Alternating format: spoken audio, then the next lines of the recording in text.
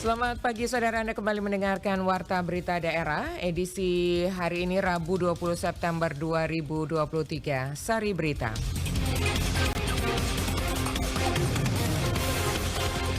Gunung Ile Lewotolok di Lembata kembali erupsi. Harga beras naik akibat rehab irigasi, Bulog Labuan Bajo pastikan stok beras aman. Selain dua berita ini akan kami hadirkan juga berita-berita lainnya. Selengkapnya kami rangkum dalam Warta Berita Daerah edisi pagi ini bersama saya, Desi Natalia.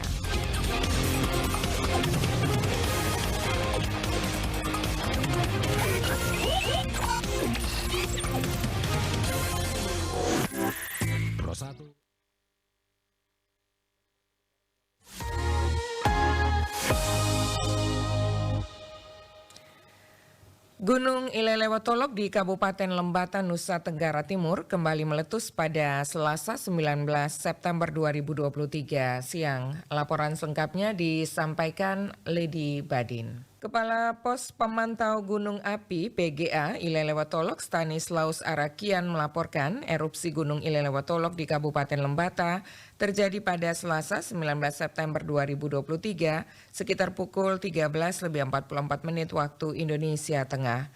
Erupsi terekam di seismogram dan amplitudo dengan amplitudo maksimum 36,5 mm dan durasi lebih kurang 2 menit 27 detik. Tinggi kolom abu teramati lebih kurang 600 meter di atas puncak, 2023 meter di atas permukaan laut. Kolom abu teramati berwarna kelabu dengan intensitas tebal condong ke arah barat laut.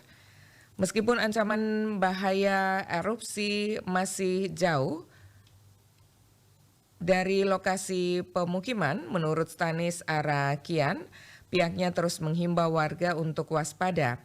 Stanislaus juga menjelaskan hingga saat ini aktivitas wisatawan diminta untuk tidak memasuki dan melakukan aktivitas di dalam wilayah radius 2 km. Warga 3 desa yakni Lamawolo, Lamatokan, dan Jontona diminta agar selalu mewaspadai potensi ancaman bahaya dari guguran atau longsoran lava dan awan panas dari bagian puncak timur Gunung Ile Lewotolok.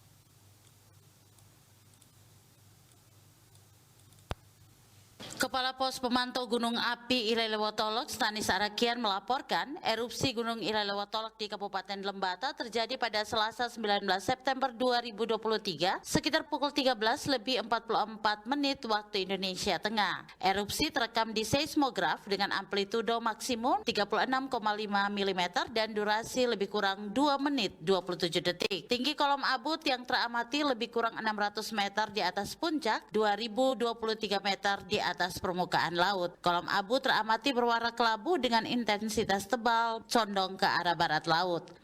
Erupsi Gunung Api Ile Lewotolok pada pukul 13.44 WITA dengan tinggi kolom abu teramati 16 meter di atas puncak atau 2023 meter di atas permukaan laut.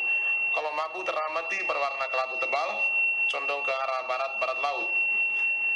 Erupsi ini terekam di seismograf dengan amplitudo maksimum 36,5 mm dan durasi gempa 2 menit 27 detik. Sampai dengan hari ini aktivitas vulkanik Gunung Api Ile Lewotolok masih fluktuatif. Begitu kami selalu mengimbau agar masyarakat tetap waspada dan selalu mengikuti perkembangan ataupun rekomendasi dari Pusat Vulkanologi dan Mitigasi Bencana Geologi. Meskipun menurut Stanis Arakian ancaman bahaya erupsi masih jauh dari lokasi pemukiman, pihaknya terus mengimbau warga untuk tetap waspada. Stanislaus juga menjelaskan hingga saat ini aktivitas Gunung Ile Lewotolok masih di level 2 waspada. Pengunjung pendaki dan wisatawan diminta tidak memasuki dan melakukan aktivitas di dalam wilayah radius 2 km. Warga 3 desa yakni Desa Lamawolo, Lamatokan, dan Desa Jontona diminta agar selalu mewaspadai potensi ancaman bahaya dari guguran ataupun longsoran lava dan awan panas dari bagian timur puncak Ile Lewotolok. RRI NDL Lady Badin melaporkan.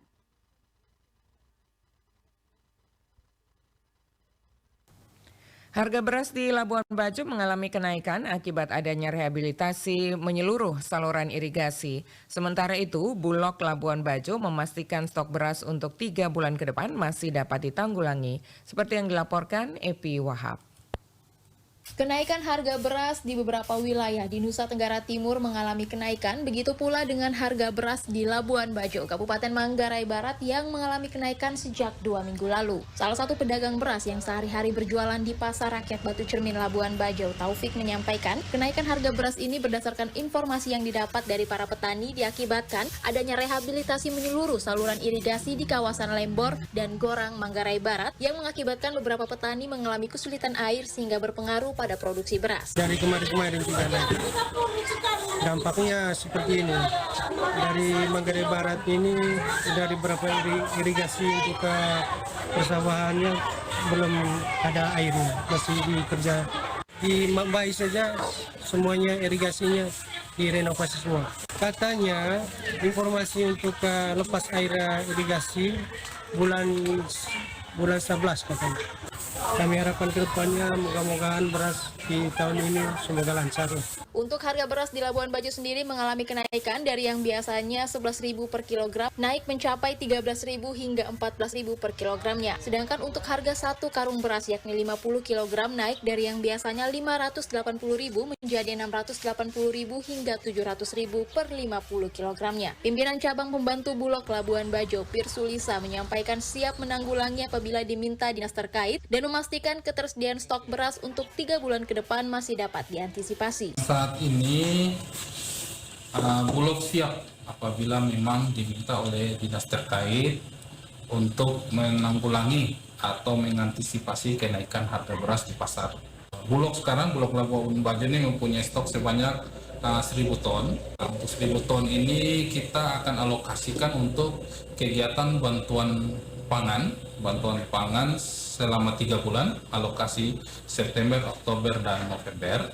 Dan juga untuk kegiatan stabilisasi pangan, gerakan pangan murah, ya, kami siap selama ada permintaan dari dinas terkait. Pirsulisa juga menambahkan, Bulog Labuan Bajo dalam waktu dekat akan mendapatkan perpindahan barang dari Jakarta Timur sebanyak 500 ton beras untuk mengantisipasi Natal dan Tahun Baru di bulan Desember, dan pihaknya juga menyampaikan kepada masyarakat bahwa stok beras dipastikan aman untuk 3 bulan ke depan, dan untuk para pedagang diinformasikan bahwa dalam waktu dekat ini juga Bulog Labuan Bajo akan melaksanakan koperasi pasar murah bekerja sama dengan dinas terkait yakni perdagangan dan ketahanan pangan untuk menekan kenaikan harga beras. Dari Labuan Bajo, Epi Wahab, Udara untuk Indonesia. Kementerian Koperasi dan UKM berkolaborasi dengan Badan Pusat Statistik BPS melakukan pendataan lengkap koperasi dan UMKM PLKU MKM 2023 sebagai upaya mendorong terciptanya basis data tunggal koperasi dan UMKM di Indonesia.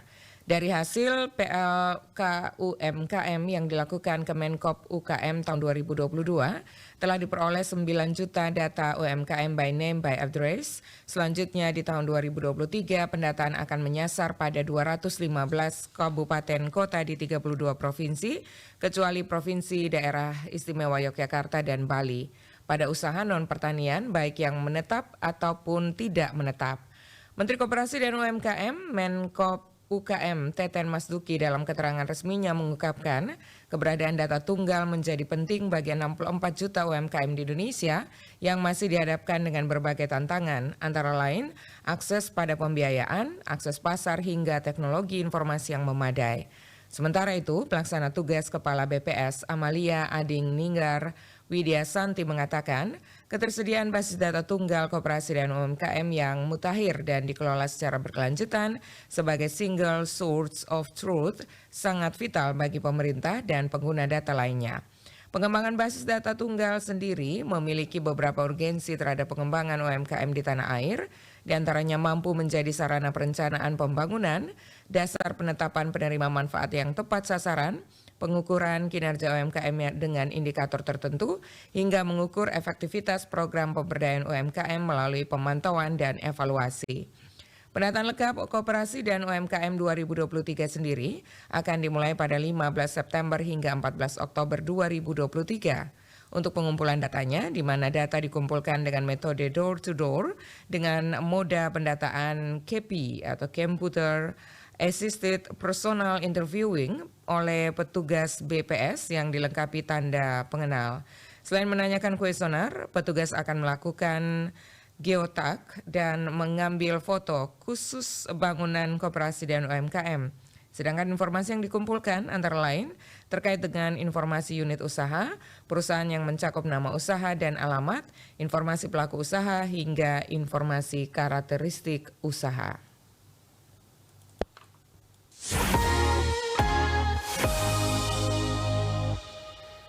Kantor Wilayah Kementerian Hukum dan HAM Nusa Tenggara Timur menerima 7 penghargaan indikator kinerja pelaksanaan anggaran atau IKPA dari Direktorat Jenderal Perbendaharaan DJBP Provinsi Nusa Tenggara Timur. Laporan selengkapnya disampaikan Veranda Garus.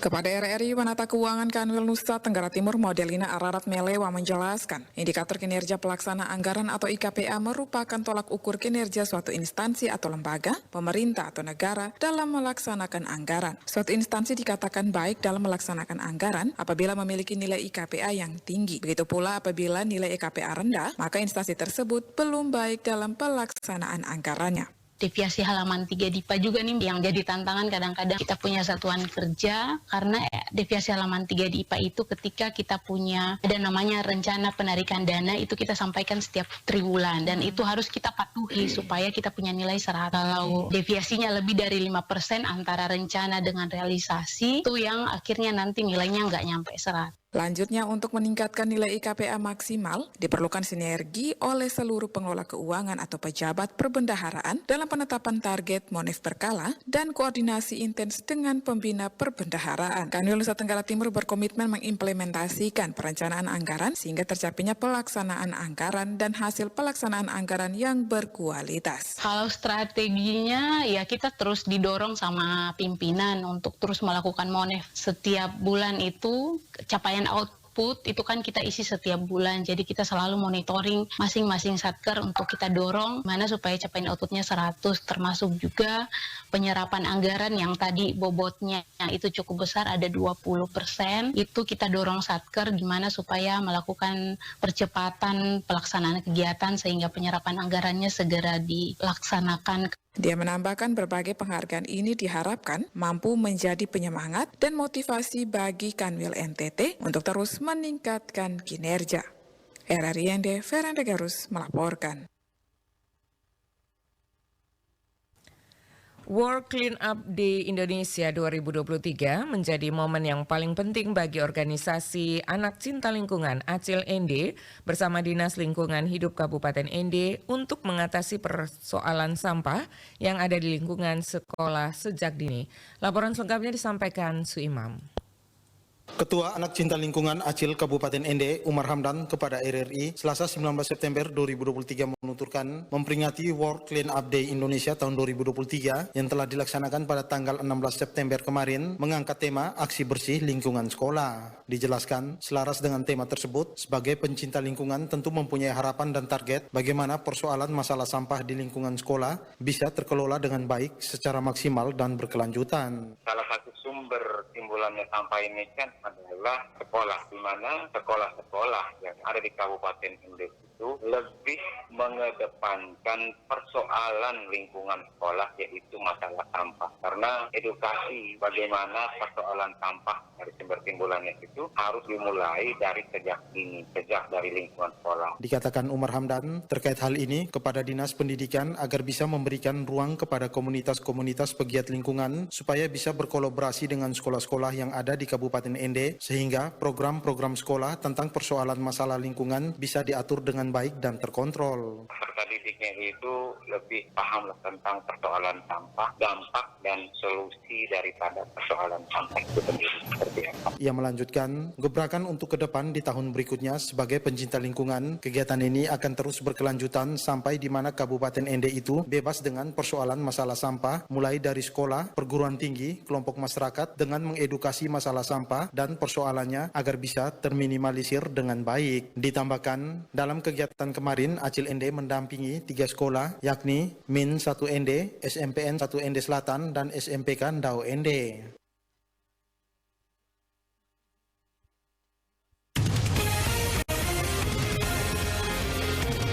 Anda sedang mendengarkan Warta Berita RRI ND. Organisasi Bergiat untuk Nusa, salah satu lembaga sosial masyarakat di Flores Timur, gelar kegiatan pelatihan pencegahan dan penanggulangan kebakaran. Laporan selengkapnya disampaikan Rovinus Wula. Kegiatan pelatihan berlangsung di Kota Larantuka, Kabupaten Flores Timur pada Minggu 17 September 2023. Kepada RRI, Ketua Organisasi Bergiat untuk Nusa Rovinus M. Mantero mengatakan, Organisasi Bergiat untuk Nusa merupakan salah satu lembaga sosial masyarakat yang bergiat dengan visi melestarikan identitas bangsa dengan cara berguna sejak tahun 2014 terus menggali dan melestarikan identitas bangsa melalui berbagai misi yang dijalankan, antara lain penguatan kelembagaan masyarakat melestarikan identitas bangsa dengan membangun kesiapsiagaan melalui pelatihan dan diberikan bagi tenaga lokal untuk siap menghadapi segala perubahan yang terjadi, termasuk siap menghadapi bencana apapun yang mungkin terjadi di level tanah Flores Timur, Nusa Tenggara Timur. Vino Mentero menjelaskan kesiapsiagaan sangat dibutuhkan dalam menghadapi berbagai situasi tak terduga yang mungkin timbul, maka dibutuhkan SDM yang dapat selalu siaga menghadapi berbagai situasi dengan terus berlatih sehingga membiasakan diri menghadapi berbagai situasi bahaya yang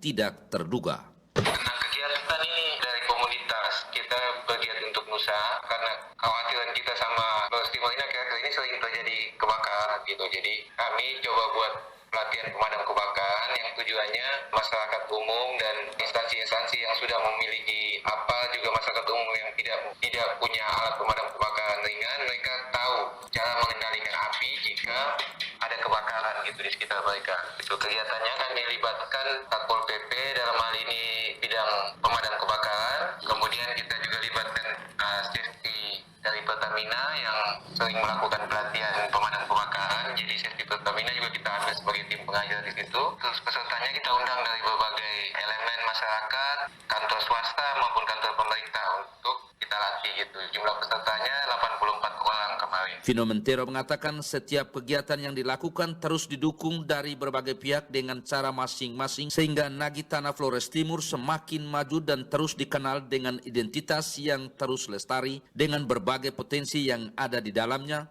serta terhindar dari berbagai ancaman bahaya, bencana dan kebakaran yang mungkin timbul. Lanjut Vino Mentero, adapun tujuan pelatihan pencegahan dan penanggulangan kebakaran agar peserta dapat mengetahui tugas dan kewajiban dalam melaksanakan persyaratan sistem dan proses K3 di tempat kerja sesuai dengan peraturan perundang-undangan yang berlaku. Selain itu, peserta dapat menjadi insan yang lebih tanggap terhadap potensi dan bahaya kebakaran di sekitar lingkungan serta dapat mengenali dan menggunakan alat pemadam kebakaran secara mahir dan bertanggung jawab. Kegiatan pelatihan diikuti 84 peserta yang berasal dari Satuan Polisi Pamong Praja Kabupaten Flores Timur, Safety Office, Supervisor K3, karyawan perusahaan dan perwakilan lembaga umum yang bertugas sebagai petugas pemadaman kebakaran. RRI Rovinus Wula melaporkan.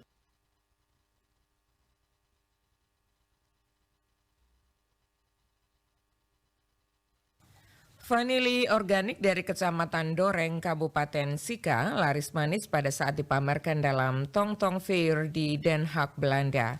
Vanili tersebut berasal dari Desa Wolotmotong dan Desa Watumerak. Selengkapnya dilaporkan Rosa Dalima. Dalam pameran di Den Haag, di Tong Tong Festival, respon pengunjung yang melihat produk vanila organik dari Sika itu sangat tinggi. Wahli NTT berperan membawa vanili tersebut untuk dipamerkan di Belanda sebagai salah satu produk potensial dari NTT. Wali sendiri memiliki satu stand dalam pameran budaya Indo terbesar di Eropa dimaksud. Direktur Wahli NTT Umbu Wulang Paranggi kepada RRI Selasa siang menjelaskan, ini merupakan kali pertamanya Wahli berpartisipasi dalam Tong Tong Fair, festival yang berlangsung pada 30 Agustus hingga 10 September 2023 lalu di Den Haag, Belanda. Selain vanili dari Sikak atau Umbu, Wahli juga memamerkan sejumlah produk pertanian lainnya dari NTT, yakni kopi Bajawa, kopi Mutis, kopi Humba, kacang mete dari Kodi Sumba Barat Daya, serta aneka tenunan dan tas hasil kerajinan tangan Seniwati NTT. Dari semua produk tersebut, vanili Sika menjadi produk yang pertama kali habis dibeli pengunjung. Itu vanili merupakan produk yang pertama kali habis untuk dimintai oleh para pengunjung. Pak, kita akan membawa 8 kilogram sampel dan kita bagi menjadi 10 gram, 20 gram dan sebagainya. Untuk pertama kalinya justru vanili Sika itu habis lebih duluan dibandingkan produk-produk lain dari Nusantara yang juga dibawa dalam kesempatan pameran Tongtong Festival di Den Haag tersebut. Lebih lanjut, Umbu kemukakan dengan mengikutsertakan vanili Sika, pihaknya berharap dapat memperkenalkan Sika sebagai salah satu daerah penghasil vanili kepada dunia internasional, terutama sektor usaha. Selama ini pihaknya sering mengkampanyekan pentingnya memperluas wilayah kelola rakyat, yakni petani dan masyarakat adat, namun masih terhambat akses pasar. Dirinya minta pemerintah ke depan harus bisa memfasilitasi petani dan masyarakat adat untuk mengikuti festival-festival sehingga petani bisa terhubung secara langsung dengan pembeli di pasar internasional dan juga mendapat informasi pasar yang akurat. RRI ND Rosada 5 melaporkan.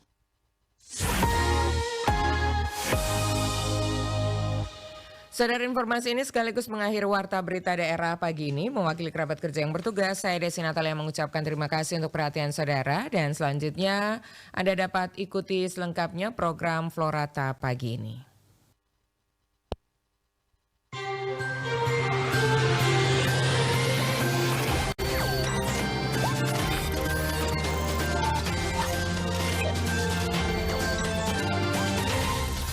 Terima kasih Anda telah mengikuti Warta Berita RRI ND.